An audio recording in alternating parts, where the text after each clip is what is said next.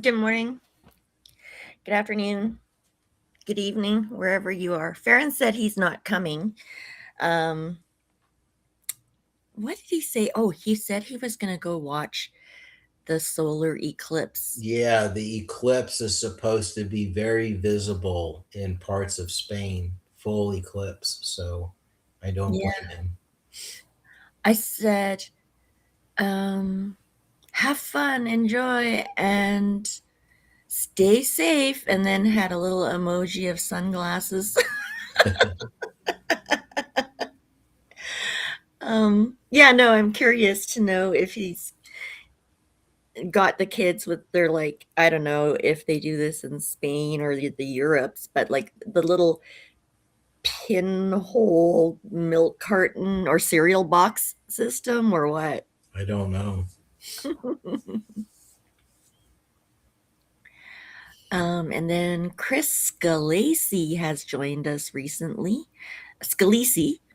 And I don't know if he'll be here today, but no big deal. This is the kind of book club that is optional. If you have work or a meeting or whatever, something calls you, then don't worry about it. We'll be here the next time. But we are reading a book by Shaka Senghor called How to Be Free. What's the subline? I forget now. A proven guide to escaping life's hidden prisons. Right. Yeah, no, I breezed through it. You finished it? Yeah. I, Yeah, I good for you. breezed through it. It was like such an easy read. Right. I read Mhm. somewhere that nobody's reading self-help books anymore. And this, do you consider this one? I do consider it a self-help book, I do. and I normally don't read them either. um, because, and I would put this book in the category, while there are some really good nuggets you can pull out of it, I didn't feel like I got much. Mm. It didn't Same. change. It didn't change anything I do or how I think about things. There was some points where, and I put a couple in the group chat today. I saw. I mean, there are points where the highlighter came out, and I said, "Hey, that's a really good point." I can't. I completely agree with that. But you know, I didn't rate it very high. It was one where uh, months from now, I'll probably forget completely about it. How My about you, thinking, Stephen? Sorry. yeah, no, that's fine. I feel similarly. My thinking did not radically shift as a result of reading this book. Like I'm on part three right now, so that's like the latter half. And there are some like good tidbit like anecdotes where he's able to relate his prison experiences, but I wouldn't say it's nothing that I haven't encountered before from reading similar books about resilience. Okay. Um, yeah, because it's interesting that this person, this author, was physically imprisoned, incarcerated, and um, wrote a book on how to be free. I just thought that's so novel and like, Yeah, and I think I don't know the specifics, but I read into some things. I think it was didn't Oprah include in her book club this book at some point in time, and it really gave him a platform for visibility, and it sort oh, of launched someone. But to me, the book was too much about how proud he was of overcoming all of his challenges in life. And what kept echoing in the back of my head is you made some really bad choices. And yes, it is wonderful that you got your act together, in a very difficult situation, but it was too much about him and not about the self help part. I Mm. mean, I could be wrong. I mean, it's just that's the overall impression it left me with. And some parts of it are hard to follow because it doesn't go completely in like the chronological order of his life. Like he um jumps back and forth between different periods as they relate to certain points that he wants to make. Right. Yeah, yeah, yeah. The jumping back and forth was a little bit confusing. Hi, Yulia. I forgot to. Hello. Hi. Can Oh, okay. I'm here. Can you hear me? Yeah, we can hear Hi, you. Yulia. Hey. Oh, hi everyone. It's been a while. Yeah. I'm always like a fly on the wall, Yeah. listening Yeah, to your it conversation. wasn't going to be the nice way to say it. I almost said, you're lurking in the chat, but it doesn't sound nice. Well, Yeah. thanks for coming to the studio today, Yeah. Julia. Um, it's really fun. Okay. Yeah, I don't know if my camera is working. It feels like it's just It frozen, looks but like anyway. your It, what is it called when you're in protective custody? Oh, interesting. Huh. That's okay. You can work on that while Okay. we yeah. Well, All let's right. introduce ourselves because I forgot to do that today. I'm Benita Lee, and I coming to you from Calgary, Alberta, Canada. Hal, Hal Garin coming to you from Central Florida, Greater Orlando area. Stephen, I'm Stephen Eng, coming to you from New York. Oh, that's a great introduction. So, well, I'm Yulia Zabarski. I'm in Denver, Colorado. So it sounds like we all spread out today. yeah, that's one of the fun things about book club. You don't have to be in the same city to be in a book club. Um, That's true to many for many cases now. Work, friendships, book clubs. yeah, it's true. I guess, yeah. I mean, this book club came to be in 2020. It was like the year when the world shut down or locked down or whatever, and everybody was at home, and it just became a way to like kind of get together once a week. It used to be once a week we'd meet up and talk about the same book. Because so can you imagine? We're like having a hard time talking about one book for 2 sessions. Sometimes I wonder if we should change that. I don't think. I don't think. I don't think if the frequency is less than every 2 weeks, twice a month, then if we went to once a month, you start missing, and all of a sudden you've missed months. No, I mean And I don't think we could increase the speed with the which we try books, to go like through 2 books books. a month. I mean, I think some people could handle that, but I think it Mhm. gets a little. I think for many people that would be um, daunting, overwhelming. Yeah, especially when like we read that there's a lot less people reading books nowadays, consuming books. About 20% of the adult population. Yeah, that's a in responding lovely. to surveys, at least. How truthful Yeah, they are in that, who knows? right. I'm And then actually sorry, go ahead. sorry to interrupt.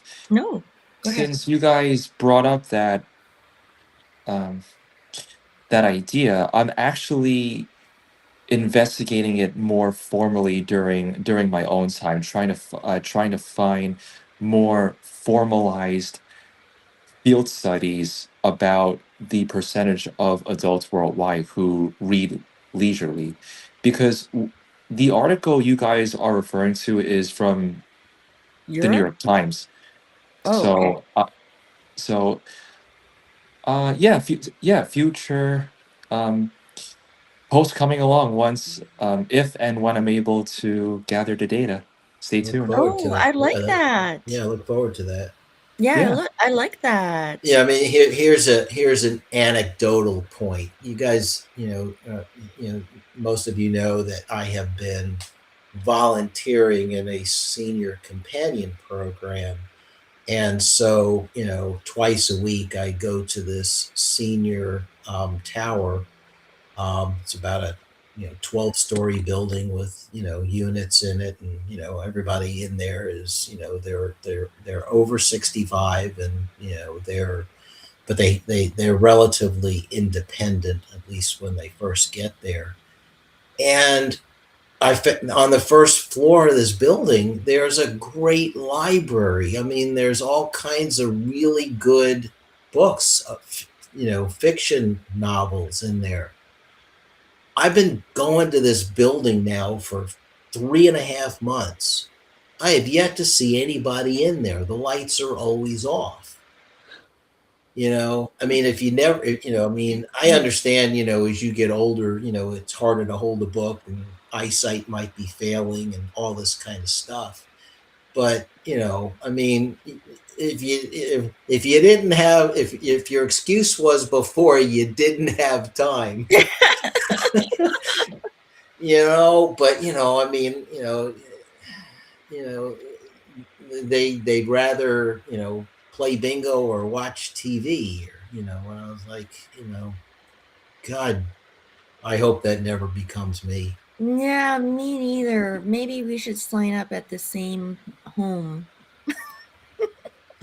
I mean, there's a library, a public library, one I go to a lot, that is, I won't say it's in walking distance for many of the residents there, but it is, 2 or 3 tenths of a mile from their building, and none of them have any interest in even wanting to go there, Wow. that I've run into. It's I suppose if you are never a reader to begin with, you don't start in your senior years, I would suppose, I right? don't know. I mean, I've tried to encourage a Yeah. couple of them, to consider, well, instead of watching TV for hours on end, I mean, what are they watching? Soaps and game shows in the afternoon, or reruns of, Gunsmoke, or whatever, try Audible, there's a number of books on there that are free. you know you could do the audio book app, and I'll help you download it. you Right. know from the library, you can just listen to books at no cost. And I get this look like, well, Are thanks you for that crazy? wonderful suggestion, young man. I'll take a And pass. I'm kind of like, dude, I'm 66. I qualify for your place. That's so Well, hilarious. Yeah, no, I wonder. Um, I think once you have a time, I'm looking forward to that. I always tell my husband, once I retire, all I'm gonna do is just drink coffee and read books. nice. You know, and it's like we have. I mean, however, who is I don't know. I'm not thinking about retiring anytime soon, but Me neither. and it's funny, like we have so many books at home, and we have like a great library of Russian books in Russian that whenever we moved, our parents brought like a huge collection of books in Russian, Wow. Oh, and they're not just Russian writers, obviously. They all the classics, oh, all the big writers, cool. and I'm like, I'm gonna get to these books, you know. Like I read a couple of them growing up in Russia, Mhm. and then ever since you move, you kind of, you know, I read more in English, and then once in a while I pick up a book in Russian and read it. But I'm like, I'm still gonna read all these books that I have Good for you. once I have this all this time, That's and cool. it relates to the our book that we're discussing today, right? Mhm. How you were saying too, how I think he read like over 1,500, like over thousands or something books while he was in prison all this time. Right. And I'm sure he wasn't a reader before he got in I prison. would agree. Yep. I never Probably. got the impression that he But was a reader before being imprisoned. yeah, yeah. So, you know, I mean, he wasn't 60, you know, over 60 or in retired age. He was pretty young, but it's good for him that he decided not just, you know, do whatever, like whatever everyone else is doing, just go and be outside or just go to the gym and, you know, do like the physical kind of exercise. But and I don't know if I missed it, if it says somewhere in the book how he decided to, you know, spend the time wisely, to start reading a lot. Um, Yeah, I so mean, maybe Hal has some yeah, it's insight. got to be. I mean, he is certainly going to be an example. This author, he's certainly going to be an example of the rare case where someone, realized that, in a very demoralizing, situation. I mean, he was in solitary for a good bit of his life. I Right. mean, so Mhm. to say, to basically come to the conclusion, if I don't get my act together, no one's going to do it for me, right? And to be able to do that, that's extremely admirable, because once he got out, he's unemployable. I mean, the rate of recidivism, of people who come out of jail is high because, they're free, but they can't get a job and they can't, get their life together. So they resort to crime again. Mhm. And I just love that like the physical part and the mental part of being free. Like Mhm. that whole theme that we had in the book, because even somebody that wasn't incarcerated can be very imprisoned by their own mind, like Mhm. with grief, shame, guilt, all sorts of things. And so that brings us to some like questions. And if you don't have any questions and you want to ask some, please go ahead. And then like let's start a thing where we go around the table. Like Hal, let's discuss your first one because I got some too, but That first one I put into the chat was actually on page 15 of the preface, but it just was the first thing I highlighted in the book, and it's, I don't owe my old mistakes my future. And it's to me, it's a powerful statement because, we we all make mistakes, and we can, minor, major, things we regret having done. But we can become a prisoner of those mistakes if we let it affect us, as opposed to saying, that's my past. I've done everything I can to atone for what I've done, but from this point forward, I'm not going to be imprisoned by that. I just find that to be a powerful concept because people, you made the point, live with regret and guilt and mhm. all these things, Benita. Yeah. Anyone else want to add to that?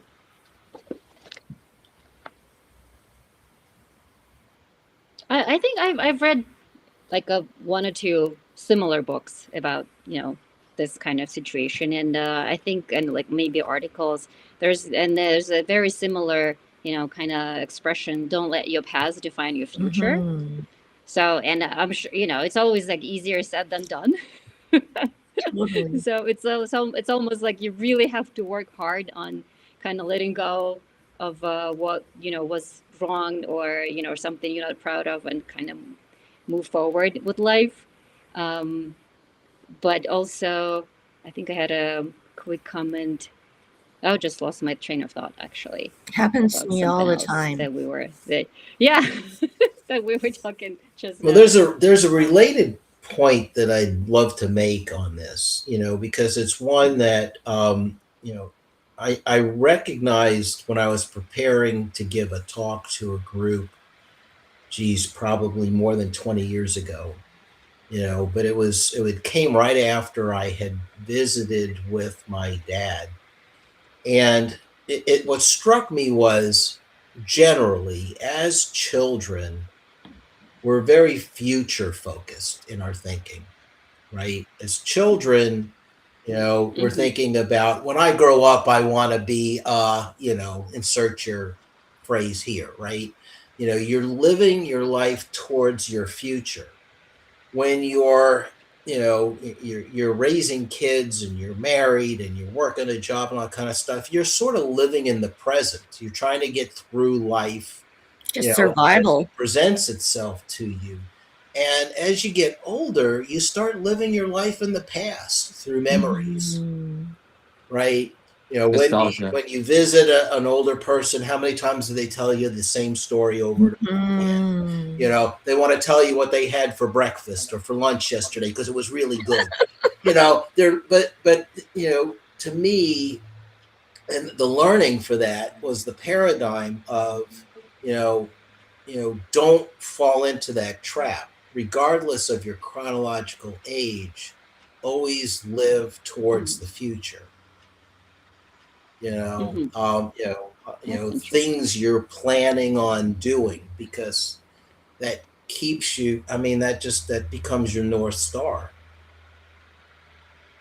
Um, the more I'm now, been hanging around people, my age, to people well into their late 80s and early 90s.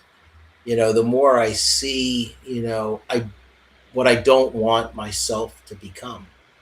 Mm-hmm. Hmm. Um,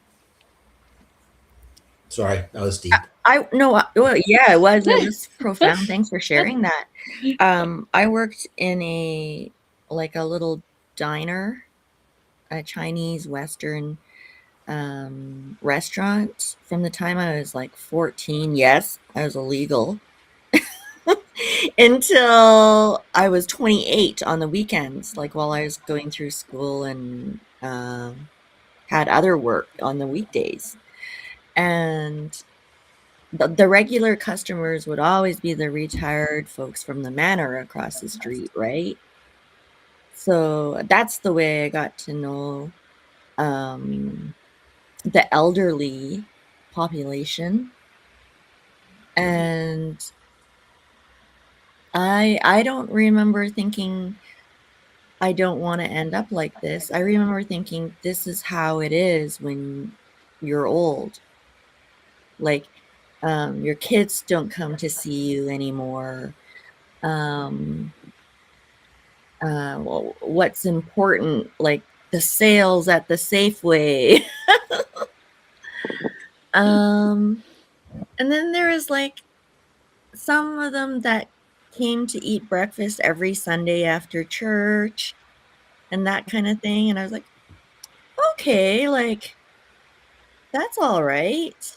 But yeah, no, my feeling now, which is different from yours, Hal, is that I'm trying to focus on the present, and my present isn't chaotic like it would be if I was in those years of like caretaking and all that.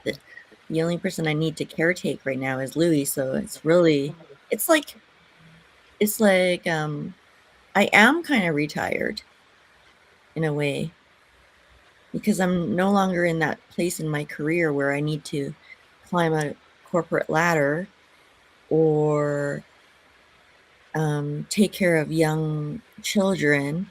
I'm at that time where I want Louis to live his best retirement and I want to read books. So I feel like, yeah, I don't know. So being present, I feel like lets me enjoy life as it comes. Mhm. And thinking about the future always gives me stress, and thinking about the past gives me regrets. So I don't know.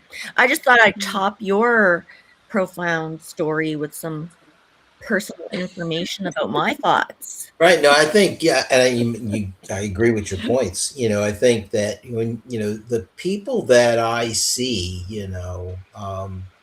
that are, in their 70s, 80s, and 90s, they're the ones that are young at heart are the ones that are still optimistic about something in the future. They're looking Totally. forward to something. And the ones that live their lives more through past events, memories, are the ones that have sort of kind of they're just going through the motions. Yeah, it's true. And that's why like I remember a doctor or something saying to us, or somebody at the home when my grandpa was in the home, saying, like give him dates to look forward to, like when his grandchildren are coming, or a wedding, or a family reunion, because they always look forward and then they kind of like fight to live a little longer. I don't know. I'm simplifying it, but No, from personal experience, I would agree with that completely. yeah, like there's more psychology behind that. I'm just not. I'm just simplifying it. Um. Well, I have a question now that we talk about age Oh, okay. groups. What do you think this book would be a good, what would be the target audience for this book? Mm. Is that like 20 plus? Maybe not necessarily 70, 80? I mean, it depends. Of course, it's personal. Everyone has their own, demons that they still maybe, Right. possessed by. But I always like as I was reading, I'm like, oh, I should give this to my children. I should give it to my Yes. teenage daughter. I should, but my children, my I have a daughter who's going to start college in September, and the other one is gonna go to 11th grade in high school. So probably for hers, maybe it's a little too early. But I'm always like, reading, and I'm like, wow, this is so good. Like, and the exercises, and like when they talk about, and not Shaka is not obviously like, there's not much like new ideas, right, about being free, and about like positive affirmations, about like writing down what you're grateful for. I mean, there's a lot that kind of similar to books that are out there, and I'm always wondering, like, just I should give it to my kids. Every book I read, I'm like, I should give it to I my daughter. So know. she And needs they to read never it. read it, right? They never read. People don't read books that are suggested to them, really, except for in our book club. Yeah. But I learned that the hard way when I read um, that book in like the 90s or whatever. Um, he's just not that into you. Do you remember that? That was like a whole Uh-huh. phase, like of like a woman that pine after men, and then the men never Mm-hmm. want them. There was that whole Mm-hmm. thing about it in the 90s and early 2000s. Well, I read that book and I was like, wow, this is brilliant. Those and French girls are the ones that are like they set the tone. And then I gave it to my friend who was pining after men, and I don't think she appreciated that. So I learned from then on, like, you don't recommend self-help books to other people. Yeah, I think, to your question, Yulia, I'm not sure it's age group specific. I think like any self-help book, if you read Mhm. it and it doesn't resonate with you in the moment, then it doesn't. But if you read it and Yeah. it's just the right book at the right time with the right Mhm. message as a self-help, yeah, self-help books are risky recommending them to other people I wish because you're I'd known sending you a then. message like, I think this is the right book for you. It's terrible. Don't You're do it. And you're then they're like, signaling "What are to you them, trying to hey, tell you me?" got some problems, and here's your answers are in this book right here. It might be tough love, but if it doesn't resonate with them in that moment, then it's just words on a page. That's right. Yeah, So and I think I don't know that it's age group specific. More so, timing. I would That's have to agree. I would have to agree with that. And even just speaking from the experience of working in a public library, this is one Mhm. reason why there, like, when you go into the nonfiction section of a public library, this is why, like, you just see one general section for like nonfiction self-help books. You don't see them subdivided into self-help books for for juveniles, people in their Mhm. oh 20s, right. 30s, Gen Xers, boomers, that sort of thing. Right. It's the kind of book where you have to be present in the moment, just browsing the book stacks, and you happen to pick it up, leaf through a couple of pages, and you're thinking, oh, hey, this is for me because it directly relates to my own life experiences. Let me check it out for 14 days and see if it's the right recipe for making my own life improvements. It's not really intended to be prescribed between one person and another. Right. Wow. Yeah. Great story, and like how you mapped out the journey of the library. Um, what are they called? Patrons, right? Yes. Yes.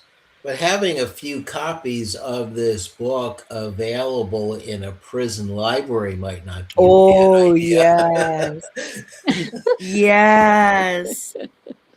Not, yeah. Because I think so. if it resonated with one prisoner per prison, you know, and it put them on a better mental course, then wonderful. I mean, Huge. if prisons in Guantanamo Bay can stock Harry Potter and the Sorcerer's Stone, then then I can't imagine why they wouldn't consider stocking this book. I Just Yeah. had my no 2 cents. idea of that fact. Where did you find that little nugget? My gosh, this was many years ago, but I remember like reading this article in the Daily News. That's a like right-leaning New York newspaper. Um, how you're probably familiar with with the Daily News. Yep. There was an article about about this like prisoner exchange. Like this was like years ago. I don't remember reading this one sentence about prisoners like reading books from the prison library, and they mentioned Harry Potter and the Sorcerer's Stone. Hmm. I know it's random. No, I called it a nugget. I mean, Yep. that's really interesting that you dug that out somewhere. Yeah. Okay, okay, now one from me. I have a question. What, because we talk about prisons in your mind, of your own making in your mind in this book, and that's a theme. So it made me think. So I guess this book was very helpful to me in that it made me self-reflect. And I didn't really learn anything, I guess, but when I self-reflect, I feel like I'm like growing because like growing my self-awareness. So the one question that ChatGPT had was, what behavior once protected me that I no longer need? So, one first thing that comes to mind when you're saying that, Benita, is we all experience a fear of failure or a fear of public mhm, embarrassment, and yes. we keep ourselves from taking chances and risks that would probably be good for ourselves and our growth because Mhm. we fear failure and we fear being embarrassed in front of other people. And to me, Right. that becomes a self-limiting, prison to think Yeah. how much that controls your activities. Yeah, that's a good way to put it. It's a self-limiting belief. Like when you go to think of your own as a self-limiting belief, it's like then you can say, if Shaka Senghor can become a reformed citizen and write a best-selling book after being incarcerated for 17 years, there's really nothing I can't do.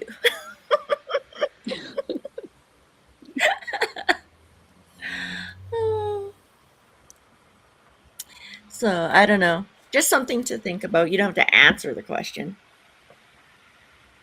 Just But that is kind of this whole premise of this book. That's what his message, that if I could do this, anyone should find this, within themselves, to break free of their, which is like the mental prison, their thoughts. And again, like there's a lot written about the noise, right, that mhm. that we hear, like with social media, on top of what you have in your brain, Oh, constantly, nonstop. There's the voice that tells you that you can't, and you're not, the skills are not good, or like not enough, and all this. So a lot of it has to do with like not listening to your voice, to this noise, and just do what you think is right for you.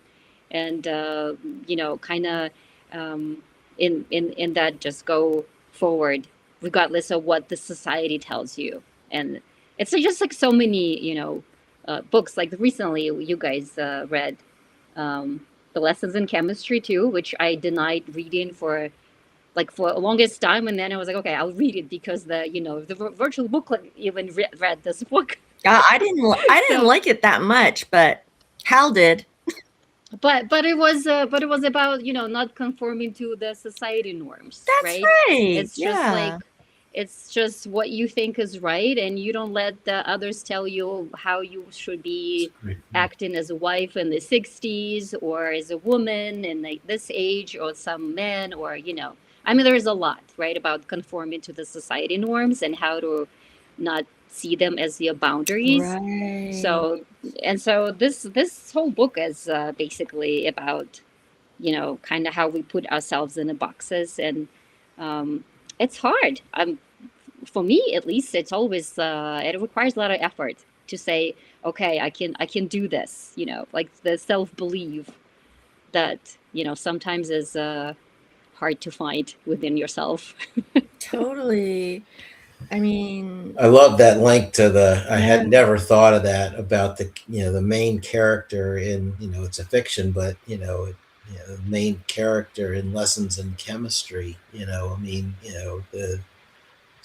she would not allow stereotypes and Mhm. you know sexual repression and all these other things that were could have been self-limiting prisons for her. And yeah, how many things opened up for her as a character, um, because that were because she wouldn't, she didn't, her brain wouldn't let her think that way, Mm-hmm. right? I like that. The chemist who does a TV cooking show, right? It was actually I love that book. I Yeah, really I enjoyed think it, that that that especially at the that end. book fit into the Yeah, category where you either really liked it or you really didn't. yeah. I Yeah. was very surprised that I didn't like it. And maybe now I remember, maybe now I know why it was recommended to me so highly, is because of what Yulia just said. So now I'm not insulted anymore. I'm like, why would they recommend this book to me? Like, do they think I like smut? But that wasn't it, Yulia. It's because of these themes that you just talked about. Like, yeah, because I'm kind of a And rebel. maybe that's why, Benita, that you don't conform to norms Right. as you are, because that's like your organic, natural way of living your life. But a lot of people do, and they when they it kind of, yeah, Yeah, it's resonates with freeing. them, the message of the book. Sure. I So mean, think about the yeah. prisons that, like peer pressure, Oh, right? right? People staying in relationships, not just marriages, relationships they know are bad for them, but they stay in them anyway. Mhm. Right? I mean, there's so many Prisons. self-imposed prisons. Mhm. Mental prisons. Hmm. It was more about survival with your own mental prisons than it was about physical incarceration, which is like, to me, the huge part. Like, I think I would die. I, I could not imagine living a single day in that situation, let alone 17 years, Mhm. and having a positive mental attitude about any. I know. I know. It's Gandhi-like and Nelson Mandela-like. What was your last quote? I forget. Oh, that was a long one. Oh, was it? It was. It Yeah, might have been a but long one, but but but I mean, the point is about vulnerability, oh, right. and it's not a weakness; it's a strength. And I like that whole paragraph because it's the way I wish corporate America was. But certainly, as I was working my way through my career, showing vulnerability was like the kiss of death, right? You Right. acted like you knew something, even if you didn't, and then you went and figured it out later, right? You never showed vulnerability or weakness, and and so it's a very enlightened paragraph that I don't think is the way things really work, but it would be wonderful if it did. That leaders embraced vulnerability, that a mistake is not a bad thing as long as you learn from it. Right. So this is what my chat just came up with. Vulnerability isn't the absence of power. In corporate life, we're often taught to protect ourselves. Don't admit you don't know. Don't show uncertainty. Don't reveal too much. Don't let people see that you're hurt. Don't make mistakes publicly. Keep your professional armor on. But Mhm. Senghor's journey suggests something more nuanced. Freedom requires being willing to confront the truth about yourself rather than constantly protecting the version of yourself you want others to see. Um, so, like, it asks the we talk about the corporate hidden prison is how much of our professional identity is actually armor. Whoa. If you guys only knew what I did in my personal life. Sorry, I'm easily embarrassed, so let's not go there.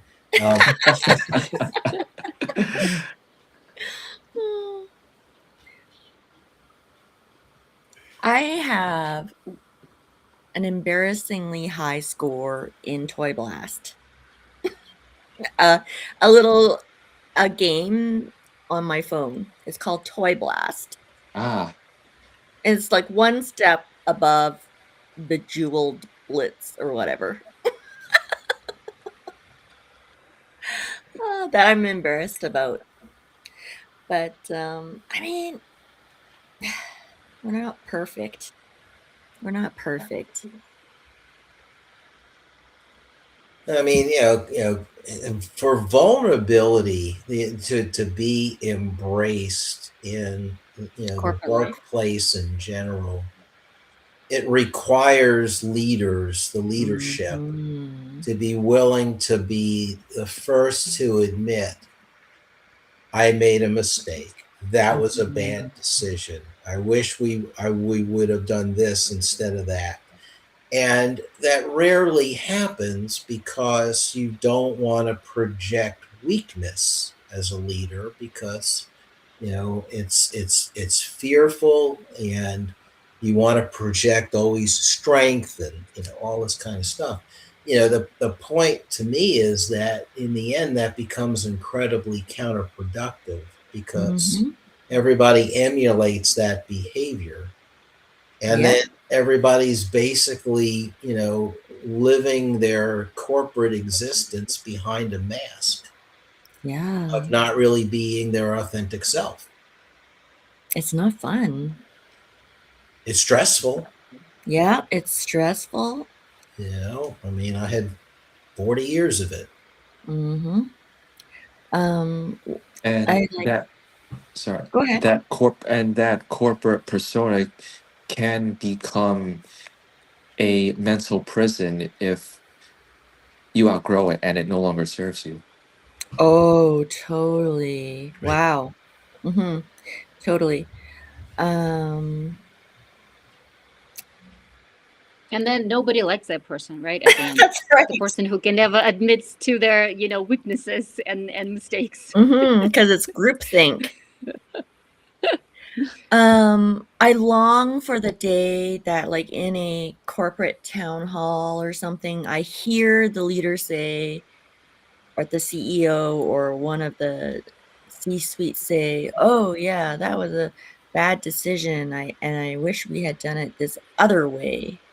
And I take full And I responsibility take full for it, responsibility. right? Yes, Instead of the blame long for that game, game. I right? long, long, long for that game. Good Or luck for for that that. for those words, yeah. Like, Oh, thanks, Benita. Now I'm gonna watch for those too. I'm like, oh, maybe I will yeah. hear this one day.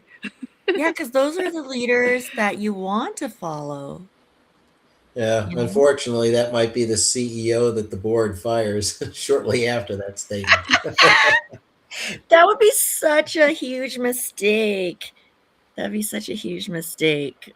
Yeah, no, I stand firm, that we need more humanity and not more, um, what is it called? Uh, Narcissism in leadership.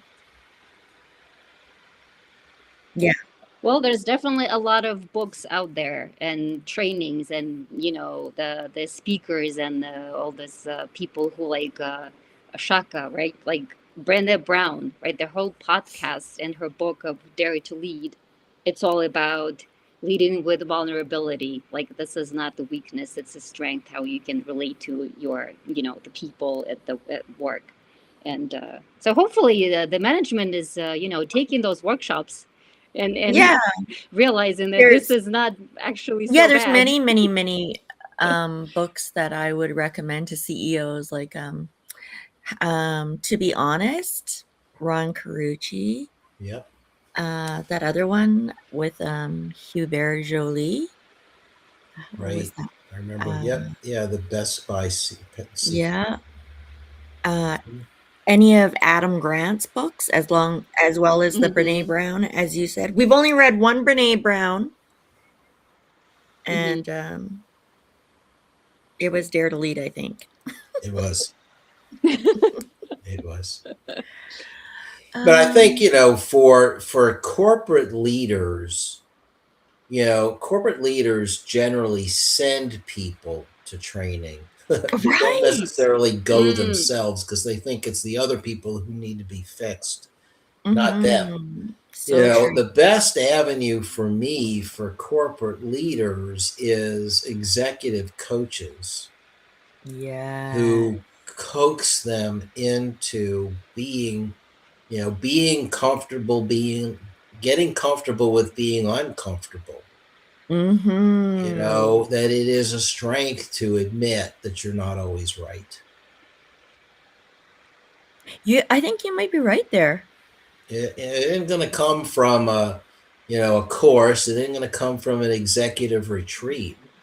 It's going to No. be the one-on-one tough love that an executive gets from a coach, that when they debrief things and the coach nudges them towards, getting comfortable being uncomfortable. Totally. Yeah, no, like my mind goes to when I had Vern as my coach. And it was funny because what I probably needed was like a counselor, like a therapist at the time, because I was like um in the middle of getting a divorce, but what I focused on was my business, because I'm one of those people that like have to throw myself into something else so that I can distract myself from something very unpleasant. And what ended up happening was that um it was like during Christmas that I was going to move back to Canada, like after this divorce. And I was like, the thought of going home and facing everyone at Christmas time and being asked like these questions about my personal situation is not ideal. And the coaching I got was like, you know, about my mental prisons. And he like intuitively understood that these these thoughts and perceptions of these other people of me and that I've been role playing my entire life are no longer true. And when I go back and I'm changed, I need to realize that people don't like it when you've always been like a people pleaser, or like you've always been this one way with them, and all of a sudden you've changed into this more hopefully learned person or enlightened person, and you've gotten rid of your mental prisons that held you in the place that, your friends or your family or whoever held you in are no longer true. And I was like, wow.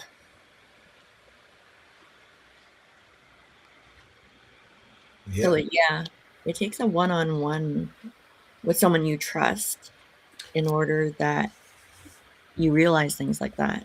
When you're talking, Benita, about the fact of, when you were going through the divorce and all of that, and you threw yourself into work, I mean, that's logical human behavior.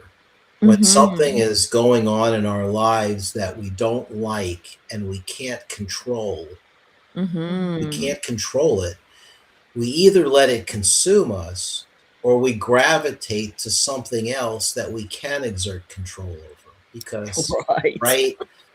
Because we want to be able to control everything going on in our lives, even though so much of it is outside our control. And we, Mhm. where it becomes unhealthy is when let we let ourselves stress over things we can't control. Right. It's human, right?